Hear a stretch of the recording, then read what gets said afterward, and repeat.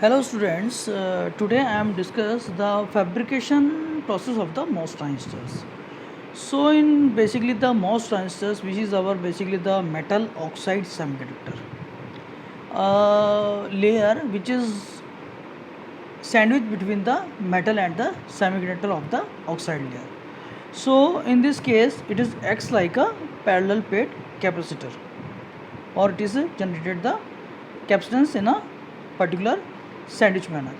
So an integrated circuit consists of several parameters, pattern layers of materials which are used for transistors and provide electrical connections for the circuit. So large number of processes are involved in the fabrication of MOS chip. So understand of the MOS fabrication is required. So in this case, basically the fabrication technology are used in this different type of techniques are used in this particular technology in the growth of the wafer. In this basically the growth of wafer, basically different technologies are there, like oxidation, doping, diffusion, lithography, deposition, etching. After that we have particularly finally according to the steps of the fabrication process, at last we have generated the chip in a particular physical manner. So in the fabrication of different type of techniques, I will discuss here first the NMOS fabrication process and CMOS, which is basically the combination of both NMOS and CMOS, where we built on a same semiconductor subject or for the CMOS process. First, for discussing the CMOS, I will explain here the NMOS fabrication process. So in this NMOS fabrication process, basically it is the NMOS, means N channel MOSFETs. So in this case, thus these type of MOSFETs are generally make on a different type of substrate material. So for NMOS, so for this fabrication process, P type semiconductor silicon material are required for the fabrication process. So in this case, P type substrate and N type of source and drain are in this for NMOS fabrication. So in this case, in the first step, a wafer of the silicon substrate lightly doped P type materials, P type impurities, and form P type silicon substrate on it. So in this case, first the P type silicon substrate is required for the NMOS fabrication. In second step, the thermal oxidation of the silicon surface, by which an oxide layer of about 1 micrometer thickness is created on the substrate. So that is the second step, by which we have created a thermal oxidation layer of 1 micrometer on P type of silicon substrate. In next step, basically I will shown here, that is the second step. After that we have explained here the third step. So in the third step, basically we have deposit a photoresist layer on the silicon dioxide onto the wafer. So in this case, basically the entire oxide surface is covered with several drops of positive photoresist. The wafer is spun at 3000 rpm. By this we have basically uniformly spread the photoresist material on the substrate or on the oxide whole surface. So in this, basically in entire surface, basically the photoresist is basically the resist that is basically lightly dependent on the different type of resistances are there, like positive photoresist, negative photoresist are also present there, and according to our requirement we have basically used in the different type of positive or negative photoresist according to our requirement. So in the next step, that is our fourth step, which we have used the glass mask. So in this, basically the middle part, which is the transparent, and the side parts are the opaque. So the mask put over the positive photoresist. The positive photoresist material is exposed to ultraviolet light, which is explained in this particular circuit. So in this case, basically the exposed area, which is the soluble, and unexposed area, which is basically the insoluble material. So in this case, basically the soluble material is basically away from that particular silicon or SiO2 surfaces, and only the unsoluble part which is basically exists there. So in this case basically we have generated the different type of materials according to the glass mass, which is it is in the condition of opaque or generally opaque, or basically we have called that basically transparent part. So according to that we have soluble or insoluble part are converted there by the help of different UV light on bombardment of it on the surface. So in the next step, that is our basically the fifth step. In this basically step we have adopt the SiO2 etching. So for this etching purpose we have used the hydrofluoric acid usually becomes, by that attacking oxide and basically attacks on the oxide and but not on the silicon or the photoresist. So in this case basically in the diagram shows basically the hydrofluoric acid which is the etches away the oxide in the opening in the photoresist region and stops at the silicon surface. So basically it is shows in that diagram, that is basically curves the start from the hardened photoresist and that is basically ending at the SiO2 surface. That is basically our fifth step. So in the next step, that is called our sixth step. In this step basically we have remaining the photoresist layer can now be stripped from the silicon dioxide surface by the using the some another solvent, leaving a pattern silicon dioxide feature on the surface, which we have removed the hardened photoresist which is generally adopt on the silicon dioxide surface. So by which we have generated this particular diagram with the use of this particularly away from the upper part of the SiO2 which is exists of the photoresist. So in the next step, that is our seventh step.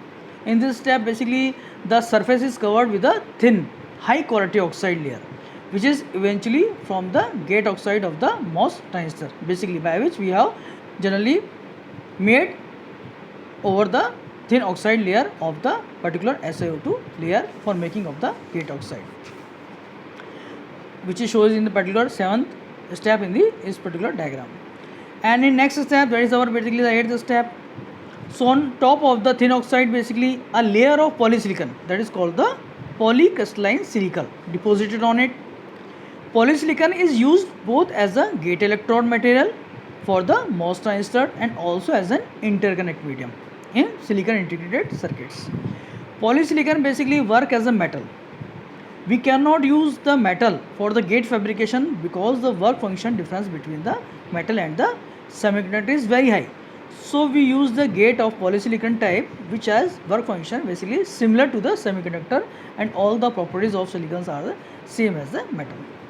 So basically I will show here the structure, that is shows the polysilicon represented of this circuit. Basically this type of circuit is the polysilicon circuit, polysilicon represented structure.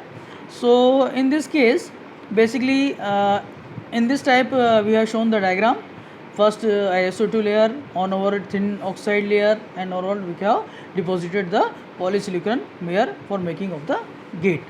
So according to that, in the next step which we have added here making of the gate, by which we have used the in ninth step basically after deposition the polysilicon layer is patterned, and which is patterned by the photolithography process, and most transistor gate is formed of the polysilicon, which is shown in this particular diagram where upper part in black basically shows the polysilicon MOS gate over the completely surfaced thin oxide layer and over the SiO2 layer, and at last below on all these structures basically the P type of silicon substrate.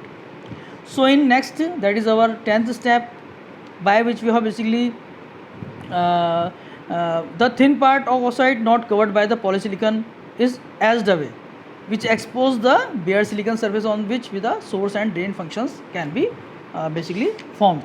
So we have drawn the basically as the by the P type of silicon substrate by creating a window for the basically source and drain purposes. So shown by this diagram, and after that in basically the 11th step basically the entire silicon surface is doped with concentration of n-type impurities either through division process or ion implanted implantation process, by which we have generally diffused the basically heavily doped n-type materials over the substrate surface by this particular creating our windows. So the basically the doping penetrates basically the exposed area on the silicon surface, ultimately creating the two n-type region, source and drain, in the p-type substrate. And the impurity material also penetrates in the polysilicon on the surface, reducing its resistivity, which part basically exists as the gate metal surface.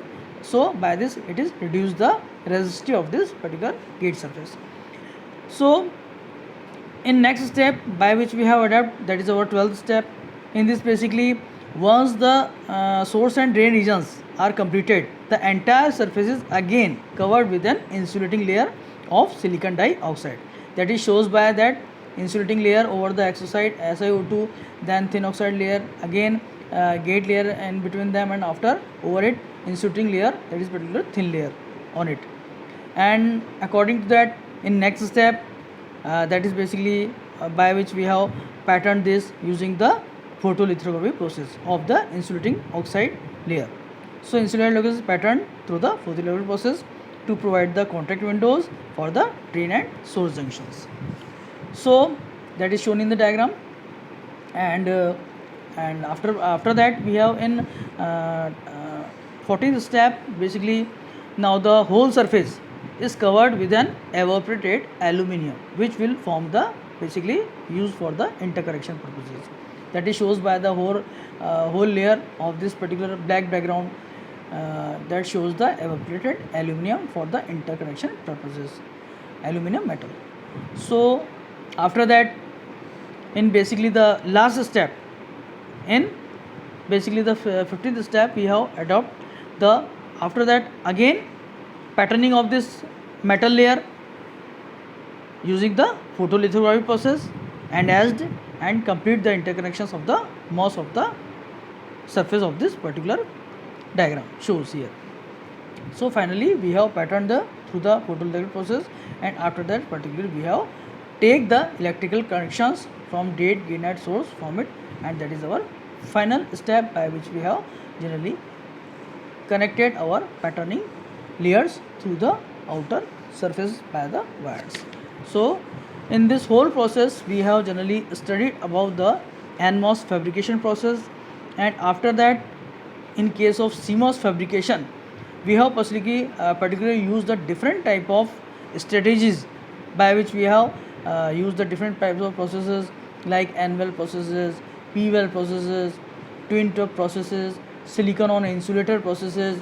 So these different type of processes we have used in CMOS technology in the well establishment of the VLSI technology. So in CMOS fabrication basically we require the both N-channel and P-channel transistors built on the same chip substrate. To accommodate both NMOS and PMOS devices, special regions must be created in which the semiconductor type is opposited on the different type of substitute type of metals. These regions are called the wells or tubs. So different type of tubs are making on a single type of substrate. We have used the different type of process technology, and these are the basic of the four processes in CMOS steps. These are basically the four basic process steps. These are basically the N-well process, P-well, twin tube process, silicon insulated process, and basically the N-well process is common for the particular basic of the CMOS fabrication. So in next step, the different type of steps what we have adopted for this. First we have create the N-well regions, then define the NMOS and NMOS active areas, and active areas I have already defined, that which basically called the wells or tubs. And after that grown of the field oxide and gate oxide after that, and after that we have deposit and pattern the different type of polysilicon layers. After that implement of the source and drain with the help of different doping techniques or different diffusion techniques by which we have doped the different type of heavily doped N type of P type diffusion processes by which we are making the different type of source and drain regions. And after that we have taking the contact current windows by which we have generally taking the electrical connections for it. So we use the contact cuts on the different type of open windows.